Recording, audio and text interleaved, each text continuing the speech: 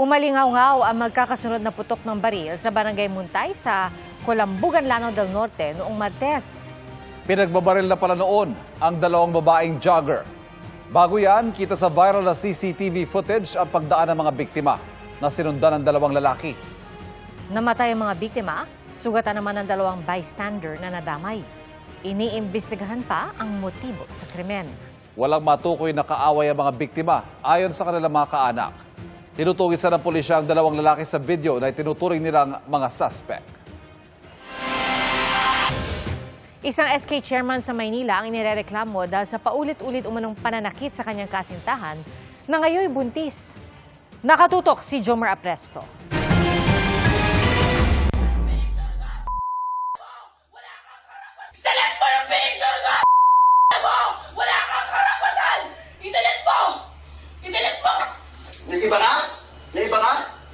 Kita sa cellphone video ang pananakit ng isang lalaki sa isang babae habang nasa loob ng isang bahay sa Antipolo City noong nakaraang taon. Ang lalaki sa video, SK chairman pala ng isang barangay sa Sampaloc, Maynila.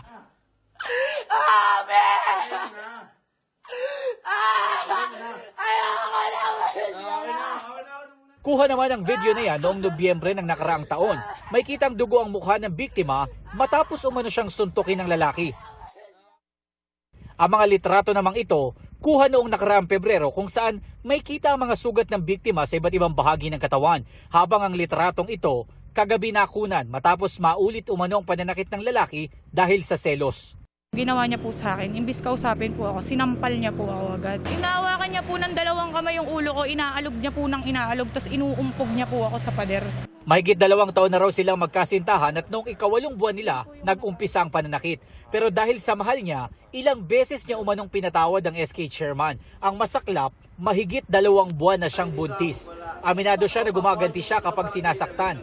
Ayon sa Barangay San Jose, ilang beses na rin silang rumesponde sa away ng dalawa.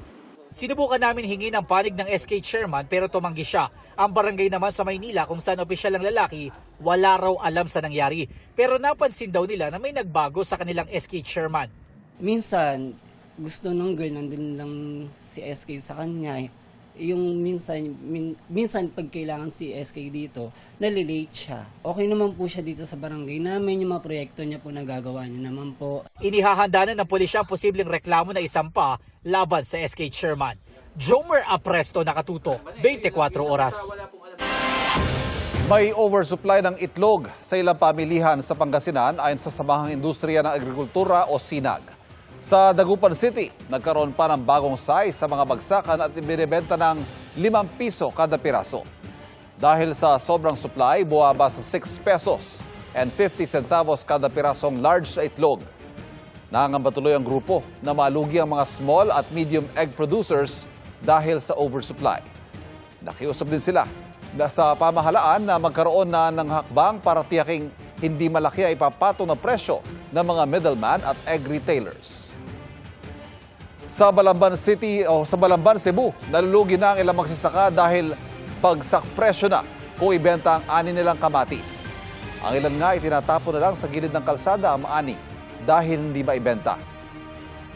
Sa Miagao, Iloilo, sa gilid na lang ng kalsada pumwesto ang mga magsasaka para mailatag ang kanilang aning sibuyas. Para makabenta, ipinapanawagan na ng barangay Bolokawe sa mga residente na bumili para matulungan sa kita ang mga magsasaka.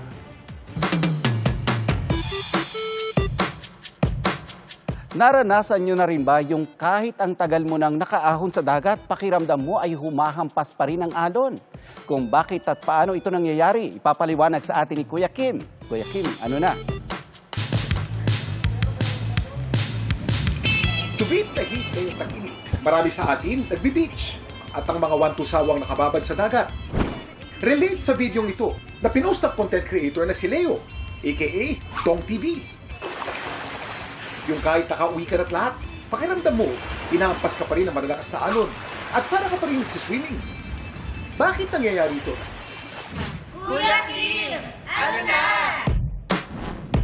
Ang tila hampas ng alon na yung nadarama pagkatapos mo mag-swimming ng matagal sa dagat ay dahil nahihirapan ng ating utak mag-adapt sa change of motion.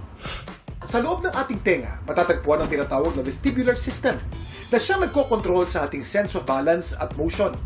Kapag tayo nasa tubig at paulit-ulit na nahahampas ng alon ng ating katawan, nasasanay ang ating vestibular system sa tuloy-tuloy na motion.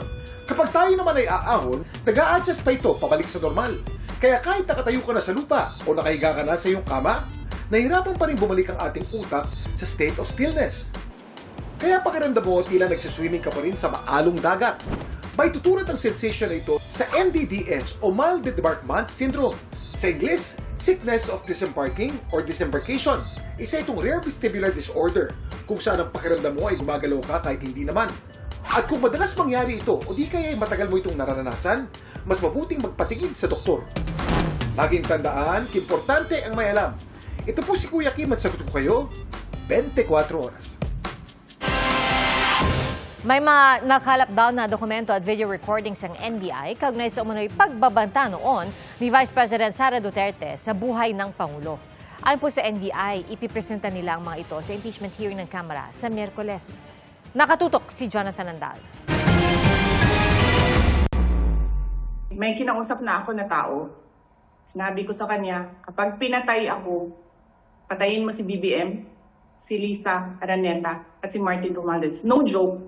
Dito sa sentro ang ikatlong impeachment hearing laban kay Vice President Sara Duterte sa April 29 sa Kamara. Sasalang dyan si National Bureau of Investigation Director Melvin Matibag at ipipresenta ang resulta, mga dokumento at video recordings na nakalap nila ng imbestigahan ng bantang yan ni Duterte. Alam namin na meron talagang kinausap but we want to find out who is that person. It's a continuing investigation. Hinahanap pa rin natin what we know. Ito sabihin namin, sa findings namin, that is something na ginawa niya, not spur of the moment na parang sasabihin na ano lang siya, metaphor lang siya, hyperbole lang. That is planned, actually. Dahil dyan, mas naging alerto ang mga otoridad sa mga banta. May tinutugis nga raw sila ngayong lalaking nag-comment sa isang live video ng RTVM.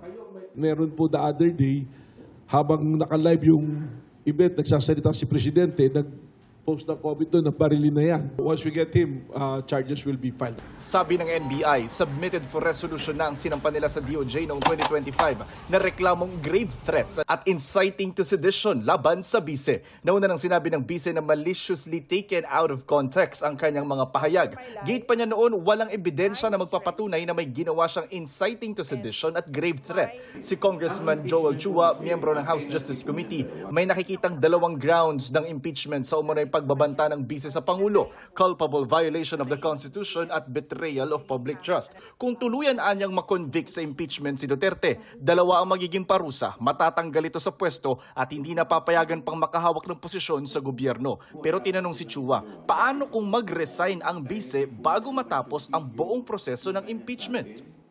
Hindi po mag-aabsuelto sa kanya sa pananagutan dahil meron po rin nakaumang sa kanyang kaso sa ating Office of the Ombudsman. Pero once na siya po ay nag-resign, gugulong na po ang batas. Sinagot din ni Chua ang pag-question ng abogado ni Duterte na si Attorney Michael Powa kung bakit isinasama pa sa impeachment hearing ang SALE ni Duterte noong 2007 kung kailan hindi pa siya vice-presidente. Kasi ill-gotten wealth So, siyempre, titignan po ninyo yung history. From the time na siya po ay unang naging public official, magkakano ba yung kanyang dineclare na ari-arian? Sabi ni Chua sa April 29, kapag natapos ng sumalang ang NBI at wala ng miyembro ng Justice Committee na magtatanong, pwede na rin nilang pagbotohan kung may probable cause ba ang impeachment complaint laban kay Duterte. Jonathan Andal, Nakatutok, 24 oras. 2 patay at 3 ang pinaghahanap matapos matrap sa isang tunnel sa Panabo City, Davao del Norte. Pinaniniwala ang treasure hunters ang mga biktima. Bangkay na ng matagpuan kahapon ang 2 sa kanila. Sa ngayon, itinigil na ang retrieval operation sa mga nawawala. Ayon sa Bureau of Fire Protection, lubhang mapanganib para sa responders ang tunnel dahil sa banta ng mga delikadong gas gaya ng ammonia at carbon monoxide. Nagpapatuloy po ngayong araw ang pamamahagi ng 5,000 pisong fuel subsidy sa mga taxi driver. Ang KLTFRB Chairman Attorney Vigor Mendoza II, naging mas mabilis at maayos ang pagkuha ng ayuda. Mahigit 1,000 taxi driver naman ang nakatanggap ng ayuda. Nakatanggap kahit ang mga taxi driver na hindi na isama sa naunang listahan.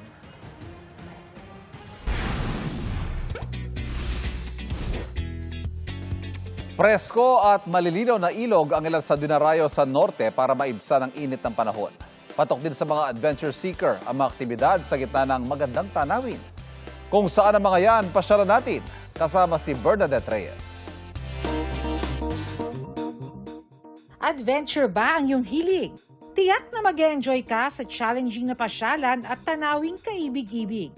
Sa Bantayan, Ilocos Sur, patok sa mga adrenaline junkie ang Ilocos Sur Adventure Zone na may samot-saring activity. Gaya ng mala roller coaster na zipline, wall climbing, paglambitin sa kanilang rope courses at pagbike sa ere.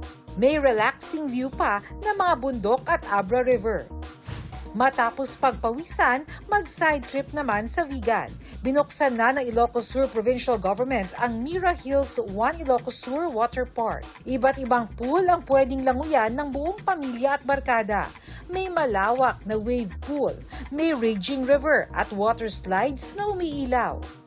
Be one with nature naman sa preskong Dupinga River sa Gabaldon, Nueva Ecija. Perfect mag-swimming sa malinaw na tubig ng ilog at IG-worthy din ang man-made falls. Pwede ring tumawid sa Calabasa Picnic River na napapaligiran ng bulubunduki ng Sierra Madre.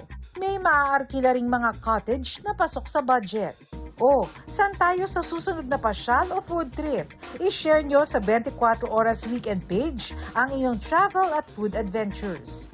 Bernadette Reyes, Nakatutok, 24 Oras.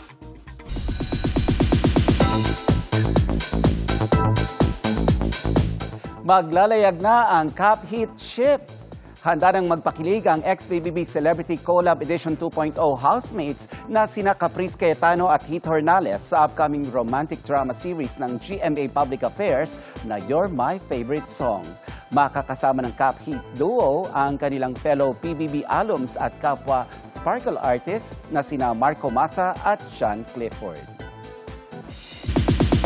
Tila buhay na patotoo ang celebrities na sina Ina Raimundo at Wendell Ramos na age is really just a number. Dahil mukha pa rin silang ageless. Ang kanilang tips and tricks to looking young sa aking chika.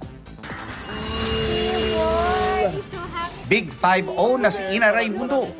Pero tila nadiskubre ng Secrets of Hotel 88 star ang Fountain of Youth. Dahil wala halos nagbago sa itsura niya noong 90s kung kailan siya nakilala bilang isa sa mga Sabado Nights girl. I'm very mindful now of what I do, and also, I'm not drinking for now. 115 days alcohol-free ako. Congratulations. You know, I didn't do this because I'm an alcoholic. I'm not an alcoholic. It's because every time I would drink once in a blue moon, yung hangover, alam mo yung, I hate it. Right. I'm so healthy, biglang I feel sick.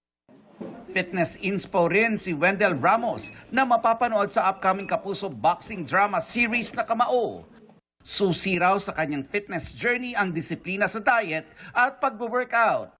Wala namang overnight na diet, walang overnight na magiging ganito kagad yung itsura mo. It's all about sabi ko mas malalim na na purpose, no.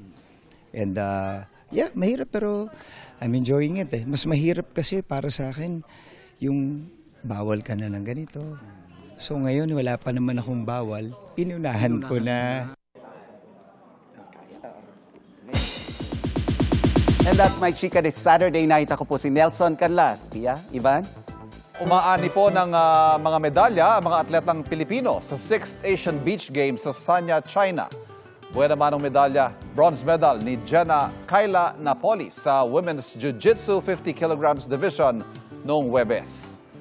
Unang ginto naman ang iuwi ni Alexandria Luz Enriquez mula sa Women's Jiu-Jitsu Newaza 63 kilograms division.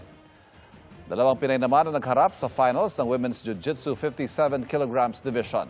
Si Annie Ramirez ang nagwagi ng gold medal, habang silver medal naman ang nakuha ng nakalaban niyang si Emily Rosalyn Thomas. Umarangkada rin ang galing ng Pilipinas sa beach athletics kung saan naka-gold medal si Leonard Grospe para sa high jump. Habang bronze medal naman mula sa women's 60 meters ang nasungkit ng sprinter na si Jessica Rose Lawrence.